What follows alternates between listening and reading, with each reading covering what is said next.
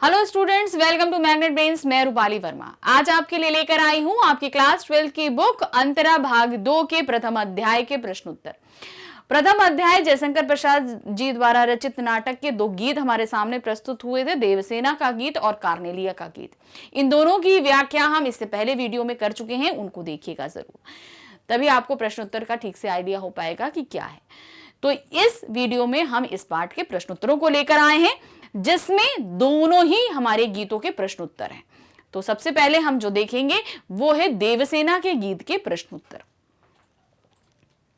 प्रथम प्रश्न है, मैंने भ्रमवश जीवन संचित मधुकरणियों की भीख लुटाई, पंक्ति का भाव स्पष्ट करिए। इस पंक्ति में क्या भाव व्यक्त किया गया है आपको ये बताना है। ध्यान रखिए, कोई भी पंक्ति है उसके अंदर की व्याख्या करना, उसका आश्रय स्पष्ट करना और उसका भाव बताना।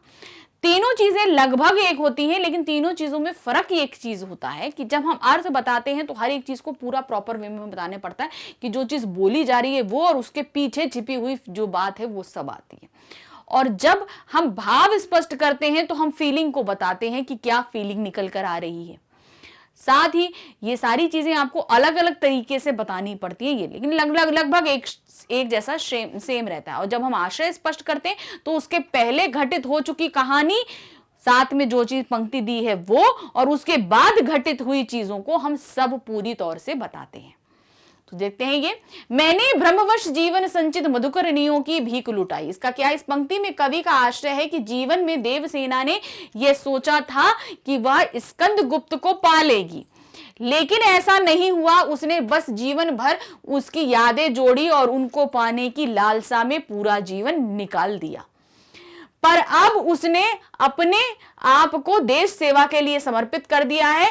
अब उसके मन में प्रेम की भावना खत्म हो चुकी है। तो जो उसका मतलब था, मतलब क्या फीलिंग थी, हमने वो बताई है कि वो हमेशा स्कंदगुप्त को पाने की जो सोचती रही, और अब क्या है, जब उसको स्कंदगुप्त ने ठुकरा दिया, उसके जीवन में आज मुश्किल परिस्थितियां आ गई हैं, तो अब क्या है, वो सिर्फ और सिर्फ अपना जीवन राष्ट्र सेवा व्रत में लगा रही है। प्रश्न 2, कवि ने आशा को बावली क्यों कहा है? आशा मतलब हम अब यहां पर आशा क्या थी उसकी, देवसेना की, वो स्कंदगुप्त को पाने की, और जो आशा पूरी नहीं हो पाई, इसीलिए उस आशा को पगली यानी बावली कहा। ऐसी आशा जो कभी पूरी ही नहीं हो सकती। तो क्या कवि ने आशा को बावली इसलिए कहा है, जब जीवन के अंतिम क्षण में स्कंदगुप्त देवसेना से आकर प्रेम का इजहार करता है, तब देवसेना सोचती है कि जीवन में जब उसने स्कंदगुप्त की जरूरत थी उस समय तो उसे स्कंदगुप्त के निवेदन को अस्वीकार कर दिया था। जब उसने गई थी वो, तो उसने अस्वीकार कर दिया स्कंदगुप्त ने कि नहीं, हम तुमको नहीं चाहते हैं। और अब जब वो अपना जीवन देश प्रेम में लगा चुकी है, अब स्कंदगुप्त वापस आ रहे हैं। मतलब जब वो सारे जीवन उनके लिए आशा लगाती रही, तब स्कंदगुप्त ने उसको स्वीकार नहीं किया। और अब जब वो अपने जीवन को देश प्रेम के लिए लगा चुकी है, तो स्कंदगुप्त वापस आके उससे प्रेम का निवेदन करता है। वह इस समय अपनी आशा को बावली कहकर उसे चुप करती है कि आशा, तुम क्यों बावली हुई जा रही हो? मैं अपना कर्तव्य नहीं छोड़ सकती। अगर मैंने ऐसा किया तो मेरा अब तक का त्याग और तपस्या भंग हो जाएगी। उसका प्रण, उसकी निष्ठा उसके लिए सबसे ऊपर है। मतलब जब स्कंदगुप्त वापस आया तो एक बावलापन क्या हुआ, जब सारे जीवन वो उसके लिए प्यार करती है और स्कंदगुप्त ने ठुकरा दिया, तो एक बावलापन तो उसकी आशा का तब था। दूसरा, जब स्कंदगुप्त वापस आया तो उसने अपने जीवन को जो व्रत में लगा दिया, तो फिर से उसके अंदर की इच्छा जाग उठी कि वो स्कंदगुप्त के पास से, भाई अंदर से तो वो उसको प्यार ही करती थी। तो तभी वो उसे बोलती कि अब ये पगली आशा, तुम अपने अंदर चुप बैठो, क्योंकि मैं अपना जीवन जो है कहीं और लगा चुकी हूं। अब मेरी तपस्या को, मेरी आशा भंग मत करो। प्रश्न 3 है हमारा, मैंने निज दुर्लभ पद पर होड़ लगाई। इन पंक्तियों में दुर्लभ पद, बल और गहरी होड़ में निहित व्यंजना स्पष्ट कीजिए, वरना क्या चीज इसमें व्यक्त की जा रही है हमको ये बताना है। देवसेना को आजीवन विपरीत परिस्थितियों का सामना करना पड़ा। जब उसके परिवार पर आक्रमण हुआ तो उसके भाई समेत पूरा परिवार वीरगति को प्राप्त हो गया। तब वह अकेली पड़ गई, उसका कोई सहारा नहीं था, तो उसके आगे मात्र एक ही रास्ता था कि वो देश सेवा को अपना ले, क्योंकि स्कंदगुप्त भी उसे ठुकरा चुका था। मतलब जो उसके जीवन की परिस्थितियां थी वो चीज बताई गई, इसलिए वो अपनी विपरीत परिस्थितियों के साथ जीने लगी। यानी कि जो उसने सोचा था उसके उलट उसको परिस्थितियां मिली। उसने सोचा था परिवार होगा, हम शादी करेंगे स्कंदगुप्त के साथ, तो जो भी परिस्थिति, अब उसके विपरीत परिस्थितियां उसके सामने आ चुकी थी। उसका पूरा परिवार खत्म हो चुका था, जिसे प्यार करती थी उसे ठुकरा चुके थे, और परिस्थितियां इतनी प्रबल थी कि वह उनके आगे हार गई। उसने परिस्थितियों से लड़ने के लिए जो होड़ लगाए, यहां उसकी बात की गई, अर्थात परिस्थितियों से उसने मुकाबला किया लेकिन वो जीत नहीं पाए। जो विपरीत परिस्थितियां थी उनसे लड़ने की उसने बहुत कोशिश की लेकिन वो जीत नहीं पाई। आखिर में उसने अंतिम क्षणों में तो ये गीत लिखा था, यानी कि वो परिस्थितियां उसके लिए बहुत मुश्किल थी, इसलिए वो दुर्बल पल से उसने होड़ लगाई, यानी कि उन कमजोर पदों से, विपरीत परिस्थितियों से होड़ लगा रही थी, लेकिन वो हार गई। ये था ना, यह हारी होड़, यानी कि उस होड़ को वो हार गई। प्रश्न 4 है, काव्य सौंदर्य स्पष्ट करना है। काव्य सौंदर्य के अंतर्गत हमारा भाव सौंदर्य और शिल्प सौंदर्य दोनों आता है। भाव मतलब क्या फीलिंग है, और शिल्प मतलब इसके अंदर किस तरीके से शब्दों, भाषा, अलंकार, रस, इन सब का इस्तेमाल किया गया है, ये बताना होता है हमको। तो सबसे पहले पंक्ति पढ़ेंगे, उसके भाव सौंदर्य को देखेंगे, फिर शिल्प सौंदर्य को देखेंगे। तो पहला है, शमित स्वप्न की मधु छाया में, गहन विपिन की तरु छाया में, पथिक उनीदी श्रुति में किसने यह विहाग की तान उठाई। तो इसका भाव क्या है, मतलब क्या फीलिंग निकल कर आ रही है, चीज बतानी। इन पंक्तियों का भाव यह है कि जिस प्रकार घने जंगल में पथिक थका हारा आए और पेड़ों की छांव में सो रहा हो और उसे कोई तान सुना दी जाए तो उसे अच्छा नहीं लगेगा। मतलब हम आराम कर रहे हैं, उस बीच में हमको कोई जगह दे किसी धुन से, तो हमें बिल्कुल भी अच्छा नहीं लगेगा। उसी प्रकार देवसेना अपनी मीठी यादें और उनसे जो सपने देखे थे स्कंदगुप्त को पाने के, उसने वह हार गई और अब वह देश सेवा के लिए समर्पित हो गई।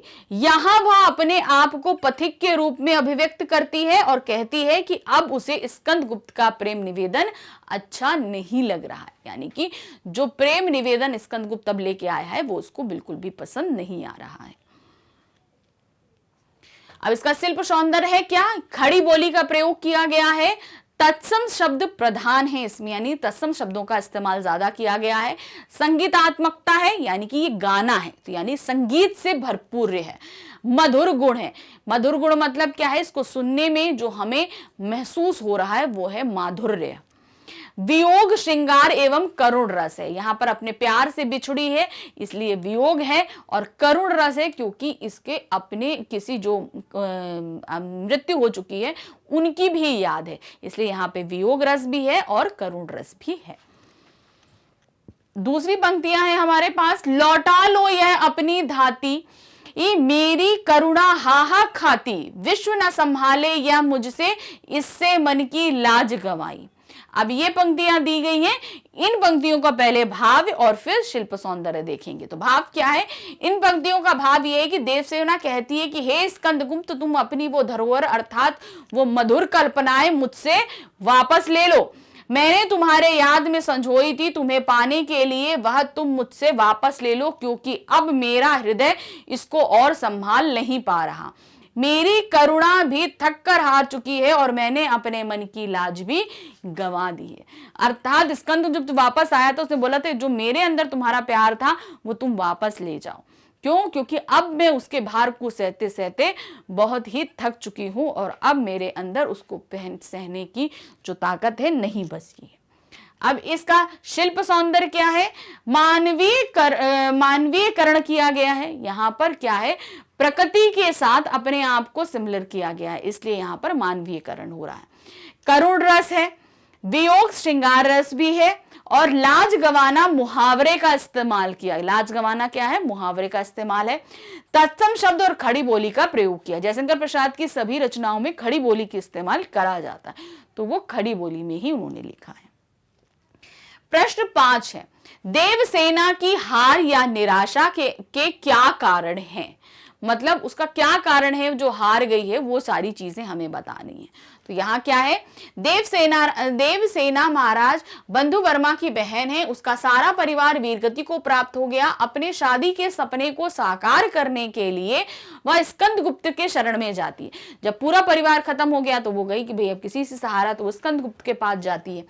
पर वो धन कुबेर की कन्या विजया को प्राप्त कर और वह देवसेना से प्रेम को अस्वीकार कर देता है। वो विजया को पाना चाहता है क्योंकि वो बहुत मालवा के राजा की पुत्री है और वो बहुत ही ज्यादा अमीर है, इसलिए स्कंदगुप्त उसको पाना चाहता है और उसकी देवसेना के प्रेम प्रस्ताव को ठुकरा देता है। देवसेना का जीवन संकटों से भरा है, किंतु वह जीवन की विपरीत परिस्थितियों में जीती तो है, उनसे होड़ भी लगाती है, किंतु वह हार जाती है क्योंकि विपरीत परिस्थितियां इतनी प्रबल हैं कि उसके जीवन में निराशा व्याप्त हो जाती। मतलब उसकी कंडीशन क्या हो गई थी कि वह भीख मांगने लगी थी। एक राजकुमारी भीख मांगनी थी, मतलब इस परिस्थितियां पूरी तरह विपरीत थी, इसलिए वो बहुत कोशिश करती है उन परिस्थितियों से जीतने की, लेकिन जीत नहीं पाती। तो यहाँ पर जो हमने पहला गीत पढ़ा था देवसेना के गीत, उसके प्रश्नोत्तर यहाँ पर खत्म हुए।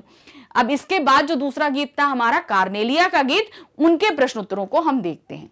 तो उस गीत का जो प्रथम प्रश्न है हमारा, कार्नेलिया का गीत कविता में प्रसाद ने भारत की किन विशेषताओं की ओर संकेत किया है? क्योंकि कार्नेलिया के गीत में भारत की ही विशेषताएं, उसकी अच्छाइयां सभी कुछ बताई जा रही हैं।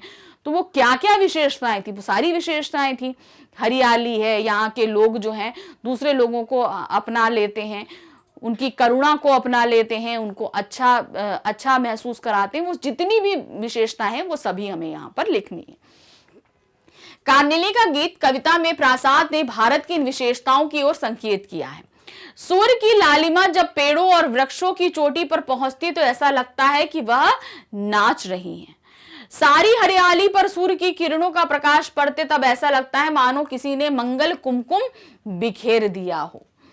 यह वही देश है जिसकी ओर पक्षी भी अपने रंग बिरंगे पंखों को फैलाकर उड़े चले आते हैं और वह सोचते हैं कि वह यहीं घोंसला बनाएं, क्योंकि वह इसे ही अपना घर समझते हैं।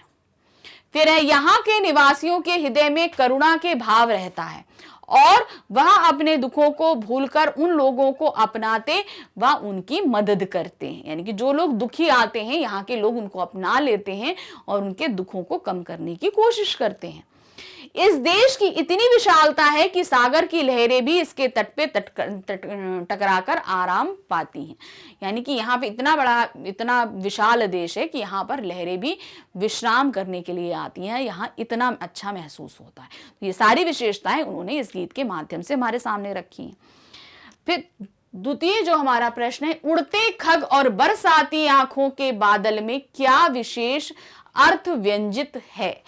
उड़ते खग यानी कि दूसरे देश से आते पक्षी, और बरसाती बादल माने क्या है, बरसाती आंखों के बादल, यानी कि जो लोग बहुत ही ज्यादा मुश्किल में होते हैं, तकलीफ में होते हैं, उन्हें बरसात जो है वो गर्मी से तरफ होते हैं, बहुत ज्यादा परेशान होते हैं, पीड़ित होते हैं गर्मी से, तो बरसाती जो बादल होते हैं वो उन्हें आराम पहुंचाते हैं। उसी तरीके से जो बहुत व्यक्ति व्यथित होता है, तकलीफ में होता है, यहाँ के व्यक्ति उन्हें सहारा देते हैं। अपनी, चाहे उनके दुख को अपनी आंखों से बहाना पड़े, वो कार्य भी यहाँ के भारतवासी करते हैं।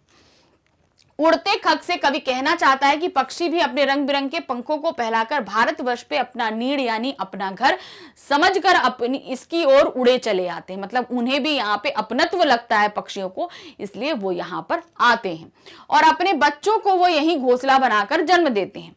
इसका अभिप्राय यह है कि जो अनजान लोग हैं वह भारत आना चाहते हैं क्योंकि वह यहाँ आकर शांति पाते हैं। बरसाती आंखों से कवि का मानना है कि यहाँ के लोग के अंदर करुणा की भावना है।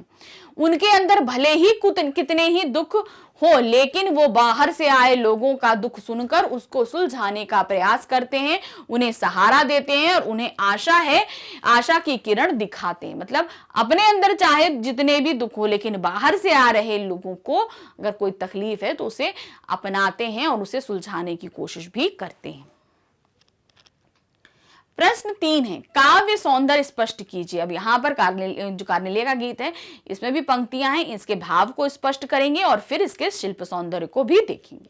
तो क्या है, हेम कुंभ ले ऊषा सवेरे, भरती लुढ़काती सुख मेरे, मंदिर ऊंघते रहते जब जग कर रजनी भर तारा। अब ये दो पंक्तियां अंतिम पंक्तियां थी दोनों, इन दोनों का पहले भाव देखेंगे। कवि कहता है, मानो उषा रूपी पनिहारी रूपी स्वर्ण कलश में सुख व समृद्धि जल भरकर भारत भूमि पर लुढ़का देती है। यानी कि सुबह सुबह जब सूरज निकलता है तो जैसे लगता है कि जो है एक राजकुमारी है, अपने उसमें कलश रूपी जो है उसके अंदर सूर्य को भरकर लेके आई है, और चारों तरफ सूर्य की किरणें बिखराने का मतलब है कि हर तरफ समृद्धि और संपन्नता को फैला रही है। अर्थात प्रातःकालीन भारतवासी सुख समृद्धि भरपूर दिखाई पड़ते हैं, और रात भर जागने के कारण तारे भी नींद की खुमारी में मस्त रहते हैं। पर अब वो छिपने की तैयारी कर रहे हैं क्योंकि अब उजाला होने वाला है। कवि ने प्रातःकालीन सौंदर्य का बहुत ही सुंदर वर्णन किया है। तो ये तो इन दो पंक्तियों के भाव थे। अब इसका शिल्प सौंदर्य क्या है, तारों का और उषा का मानवीयकरण किया गया। ये दोनों ही प्राकृतिक से संबंधित है, जिसे हम लोगों ने मानव से, कवि ने जो है वो मानव से समीकरण किया, इसलिए यहां पर मानवीयकरण हो रहा है। जब जाग कर में अनुप्रास अलंकार है, देखिए जा की आवृत्ति के कारण यहां पर अनुप्रास अलंकार है। हेम कुंभ में रूपक अलंकार है, और तत्सम शब्द व खड़ी बोली का प्रयोग किया गया है। तो हमने आपको बताया था जैसे कि जयशंकर प्रसाद जी जो हैं वो खड़ी बोली में लिखते हैं, और उनमें उनकी जो क्या कहते हैं भाषा शैली रहती है उसमें तत्सम शब्दों की प्रधानता रहती है। संगीतात्मकता है और प्रतीकात्मकता है। यहाँ संगीतात्मक मतलब क्योंकि ये गीत है इसलिए संगीत से भरा हुआ है। प्रतीकात्मक मतलब ये प्रतीक है कि यहाँ पर प्रकृति के माध्यम से भारतवर्ष की संपन्नता के बारे में बताया जा रहा है, प्रतीक रूप में प्रस्तुत किया जा रहा है, मतलब एक उदाहरण के रूप में हम प्रस्तुत कर रहे हैं। प्रश्न 4 है, जहां पहुंच अनजान क्षितिज को मिलता एक सहारा, पंक्ति का आशय स्पष्ट कीजिए। इस पंक्ति में क्या था, क्या मतलब है इसका, ये आपको बताना है। इस पंक्ति के माध्यम से कवि कहना चाहता है कि हमारा देश अत्यंत उत्साह से भरा हुआ है। जब इस पर सूर्य की किरणों का प्रकाश पड़ता है तब ये और भी सुंदर लगता है। इस देश में सूर्य के ये दृश्य अत्यंत मनमोहक है। यहाँ पहुंचकर अनजान क्षितिज को भी सहारा मिल जाता है। कहने का तात्पर्य है कि भारत देश में अपरिचित लोगों को यानी दूर देश से आए लोगों को भी अपनापन लगता है और उनको यहाँ पर सहारा मिलता है। यानी कि जो लोग बाहर से आते हैं उनको भी यहाँ का देश जो है बहुत ही प्यार से अपना लेता है। प्रश्न 5 है, कविता में व्यक्त प्रकृति चित्रों को अपने शब्द में लिखिए। तो जो पूरी प्रकृति का चित्रण किया गया था उसे हमें अपने शब्दों में लिखना है कि सूरज निकल रहा है तो कैसा है, चारों तरफ हरियाली फैली तो उन्होंने बताया कुमकुम फैला हुआ है, तो उसको आप अपने तरीके से बताएंगे। मलय पर्वत से ठंडी हवा बह रही है, पक्षी उड़ रहे हैं, सुबह हो रही है, रात में तारे जा रहे हैं, वो सभी को आपको अपने शब्दों में व्यक्त करना है। तो क्या दिया है, कवि ने प्रातःकालीन सौंदर्य का बहुत सुंदर वर्णन किया है। कवि कहता है यह देश मधुरता से भरा हुआ है, मिठास से भरा हुआ है, यहाँ के निवासियों के मन में प्रेम भरा हुआ है और वह अत्यंत उत्साहित है। अतः सूर्य की किरणें जब इस देश पर पड़ती हैं तो यह देश और भी ज्यादा सुंदर लगता है। पत्तियां मंद मंद हिलती हुई नजर आती हैं, लगता है मानो वह धूप की किरणों में नाच रही हूं। चारों ओर हरियाली छाई हुई है और उस पर धूप की किरणें ऐसी लगती हैं मानो पवित्र कुमकुम बिखर जाता। सूर्य की किरणें आती है ना तो कैसे सुनहला सुनहला हल्का लाल लाल हो जाता, तो वही लगा कि हरियाली के ऊपर कुमकुम किसी ने बिखरा रखा हो। तो इस तरीके से इस पाठ में जो हमने 2 गीत पढ़े थे उन दोनों ही गीतों के प्रश्न उत्तरों को हमने यहाँ पर हल कर लिया। और भी पाठ के जो प्रश्न उत्तर आप देखना चाहते हैं तो उसके लिए आपको सिर्फ हिंदी के ही नहीं किसी भी सब्जेक्ट के क्वेश्चन आंसर्स या आप समरी वगैरह देखना चाहते हैं तो उसके लिए आपको परेशान होने की जरूरत नहीं है। आपको जाना है हमारी वेबसाइट पे magnetspain.com पे। आप वहां जाएंगे, आपको क्लास 1 से लेकर 12 तक की सभी क्लासेस दिखाई देंगी। तो आपको जिस भी क्लास में आप पढ़ते हैं आपको खाली वो सिलेक्ट करना है। क्लिक करते ही आपको उस क्लास में जितने भी सब्जेक्ट पढ़ाए जाते हैं वो सारे ही अभी आपके सामने आ जाएंगे। तो आपको जिस भी सब्जेक्ट में कोई परेशानी आ रही है, किसी के आंसर्स देख रही है, समरी को समझना है, तो बस आपको करना क्या है, जहां वॉच नाउ लिखा है वहां पर आपको क्लिक करना है। क्लिक करते ही उस सब्जेक्ट के अंदर जितनी भी बुक्स हैं, जितने भी चैप्टर्स हैं, वो आपके सामने आ जाएंगे। तो जिस भी चैप्टर में आपको पढ़ना है उसे आप क्लिक करेंगे, उसको क्लिक करते ही उसके अंतर्गत जितने भी टॉपिक्स को पढ़ाए गए हैं वो सभी आ जाएंगे। तो जो टॉपिक है आप उसे क्लिक करेंगे, क्लिक करते ही आपके सामने वीडियो स्टार्ट हो जाएगा। वीडियो देखिए और अपनी समस्या का हल खोजिए, और साथ ही साथ जितना भी समस्या है उस सभी का समाधान देखने के साथ ही हमारे चैनल को लाइक, सब्सक्राइब और शेयर करना बिल्कुल भी नहीं भूलिएगा। Thank you for watching, bye bye.